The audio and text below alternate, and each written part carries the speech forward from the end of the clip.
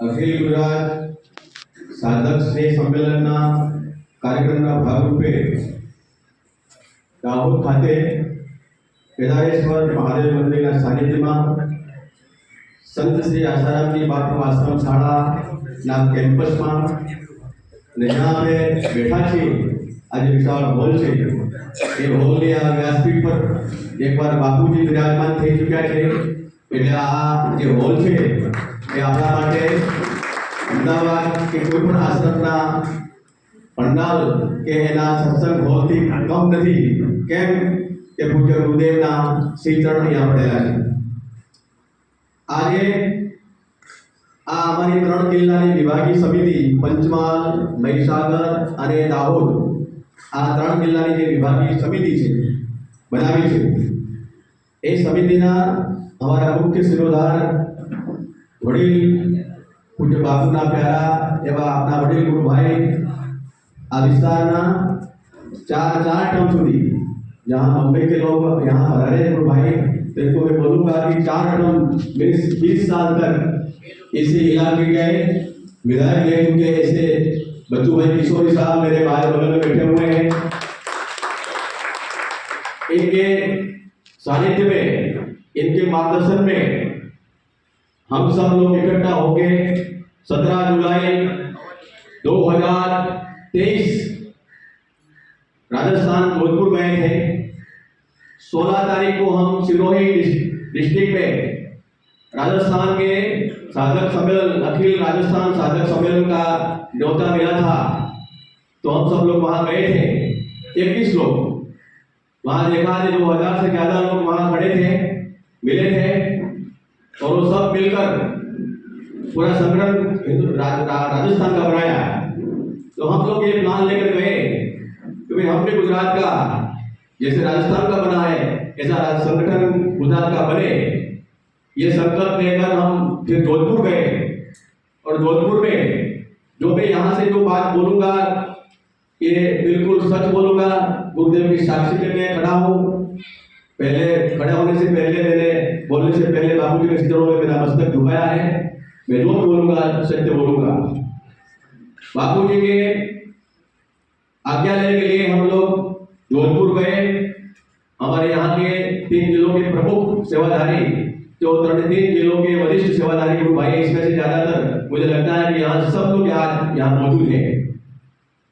तो राजस्थान के जो कमेटी बनी थी बाबूजी ने जो बनाई है उस कमेटी के कोर कमेटी के सदस्य कालूराम जी ने आश्रम संचालकों और श्री अर्जुन भाई वगैरह को प्रेशर करके कहा ये गुजरात के लोग आए हैं, बाबू से तुरंत बात करवाओ। तो बाबूजी की कृपा, आश्रम संचालकों की भी मेहनत और बाबूजी का वीडियो कॉल से हम लोगों पे मैसेज आया। जैसे हम 21 लोग थे एक रूम में तो बच्चू भाई किशोरी जी और इनके बगल में मैं बैठा था और बाकी के सब लोग पीछे साथ खड़े थे। जैसा बाबूजी ने वीडियो देखा तो तुरंत बोले किशोरी साहब को देखकर, अरे भाई बच्चू भाई किशोरी तो बहुत बूढ़ा हो गया है क्या? बाबूजी ने एमनी साथे जे અહીંયા આ જગ્યાએ રહ્યા છે એમની સાથે એમના સંસ્કરણો છે, એમના ઘણા બધા અનુભવો છે અને બાબુજી એમના નિર્મળ સ્વભાવ, એમનો સાધુ સ્વભાવ એનાથી બાબુજી પણ પ્રસન્ન છે, સાધક છે। તો બાબુજીએ આ પ્રકારની વાત કરી તો એમણે હાથ જોડીને કહ્યું કે બાપુ અમે ગુજરાતનું સંગઠન બનાવવા માટે આવ્યા છીએ, આજ્ઞા આપો। बापूजी એવું બોલ્યા, गुरुदेव ऐसे बोले कि गुजरात का संगठन राजस्थान से सवाया बनेगा। बनाओ ऐसा नहीं बोला, बनेगा। એટલે બાપુજીએ બહુ સ્પષ્ટ વાત કરી દીધી છે કે ગુજરાતનું સંગઠન તો થઈ જશે પણ કેવું થશે? રાજસ્થાન કરતા સવાયું બનશે। આ ગુરુદેવના વચનો હતા, શબ્દો હતા અને એ શબ્દો લઈને જ્યારે આવ્યા અહીંયા ત્યારે સૌથી પહેલી મીટિંગ અમે શરૂ કરી ગોધરાથી અને ગોધરા મીટિંગ કર્યા પછી અમે લોકોએ નક્કી કર્યું કે આપણે રાજસ્થાન જેવું સંગઠન બનાવીએ। તો રાજસ્થાનના જેવા સંગઠન બનાવવા માટે તમામ જિલ્લાઓ, તમામ તાલુકા ને સમિતિઓ બનાવવી પડે।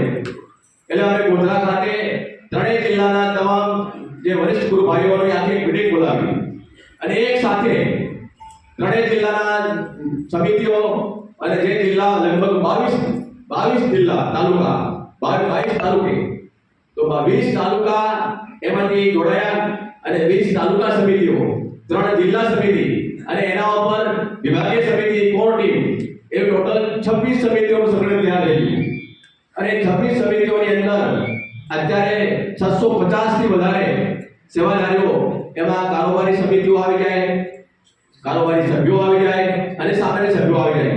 આ બધાનું સંગઠન જોતા 650 વિભાગીય સમિતિ અમારી જે કહેવાય છે એની આખી કોર ટીમ અથવા સદસ્ય તૈયાર થયા છે અને એના સંકલનથી અમે સૌથી પહેલું સંમેલન જે થયું સુરતમાં એ સંમેલનનો લાભ લીધો.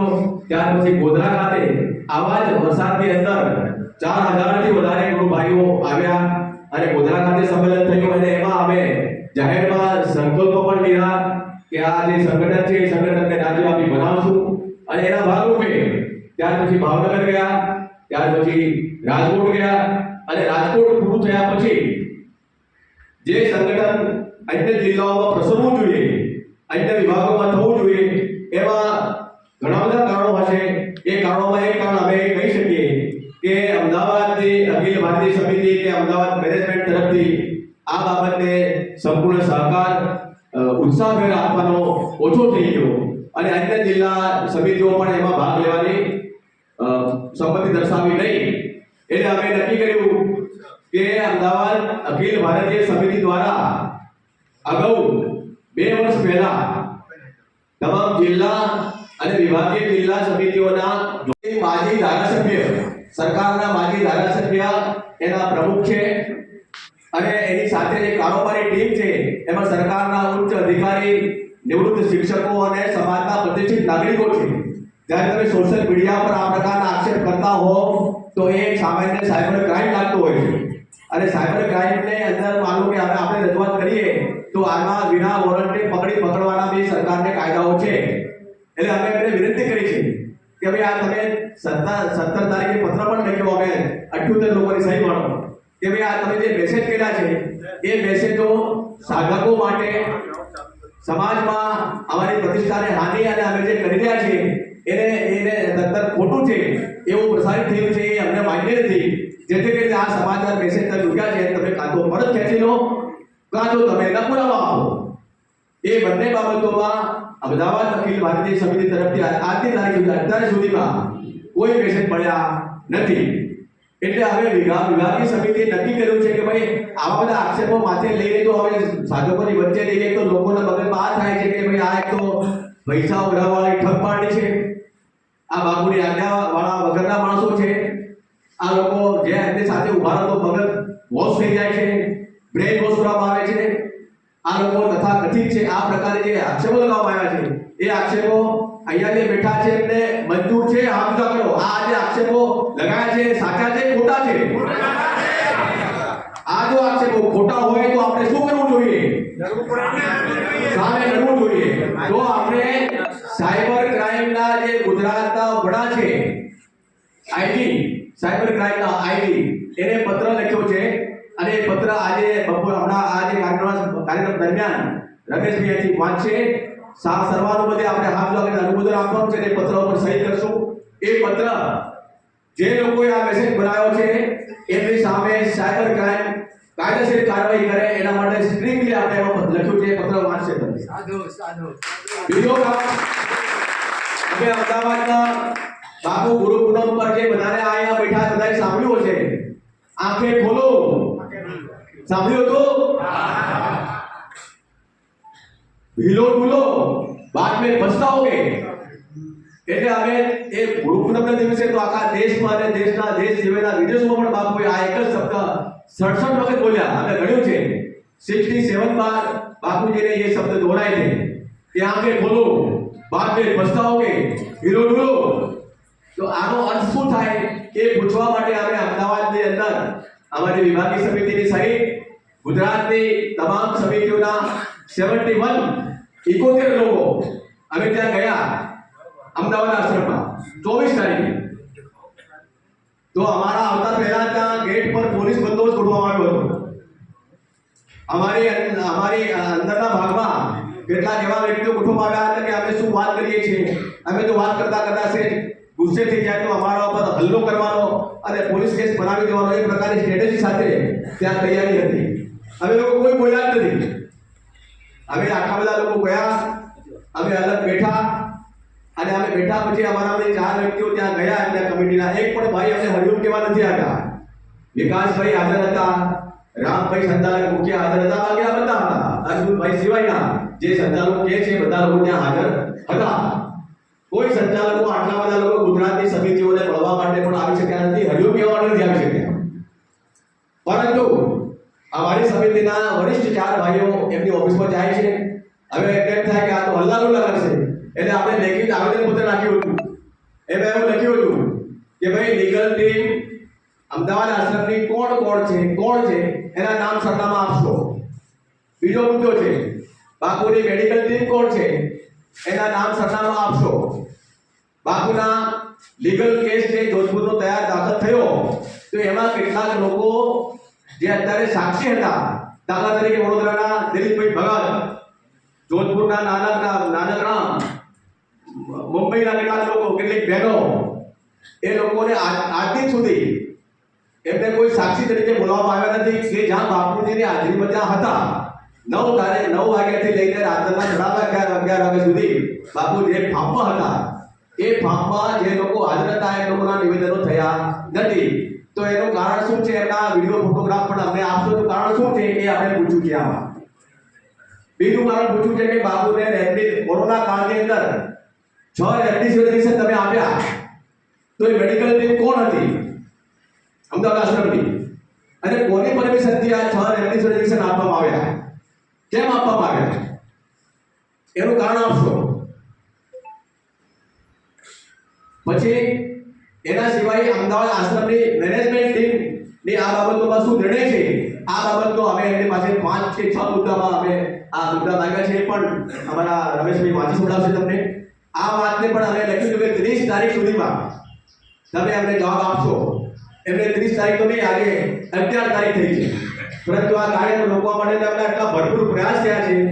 અમદાવાદના રણવીર ચૌધરી જેવા વ્યક્તિ આ વિસ્તારમાં આવીને ગામે ગામ ફરીને સાધકોને મીટિંગો કરી અને એક તો આ દાહોદની આધારિત બનાવેલી મીટિંગને તોડીને નવી મીટિંગ બનાવી. જે બાપુના સિદ્ધાંતોને વિરુદ્ધ જો એમને મીટિંગ બનાવી હોત તો આ વિભાગીય સમિતિના પ્રમુખ હતા, 3 જિલ્લાના વડા છે, અમારી કોર ટીમ છે, એમાં કોઈને પૂછીને કહેતા કે ભાઈ આ સમિતિની જરૂર છે અથવા તો આ સમિતિ તમારી કામ નથી કરતી તો અમે સાથે બેસી શક્યા હોત. પરંતુ અમારી જાણમાં અમદાવાદથી ભાઈ આવ્યા રહેલા કેટલાક ભાઈઓ સાથે મળીને સમિતિ બનાવી દેવાનો અર્થ શું થઈ શકે કે આ ભાઈઓ સંગઠનમાં બે ભાગલા પાડવા માંગે છે.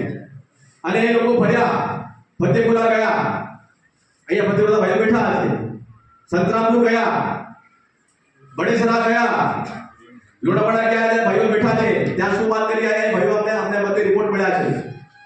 તો આ બધું આ કહેવાનું અમે હું બોલીશ કે જે બોલું છું સત્ય બોલું છું એટલા માટે કે આ જે ઘટનાઓ છે જો અખિલ ભારતીયના પ્રભારી હોય અને 7 દિવસ સુધી અહીંયા ગામડે એમને ભરવું પડતું હોય, જ્યાં અહીંયા સમિતિઓ છે, 22 સમિતિઓ છે, તાલુકાની 3 જિલ્લા સમિતિઓ છે.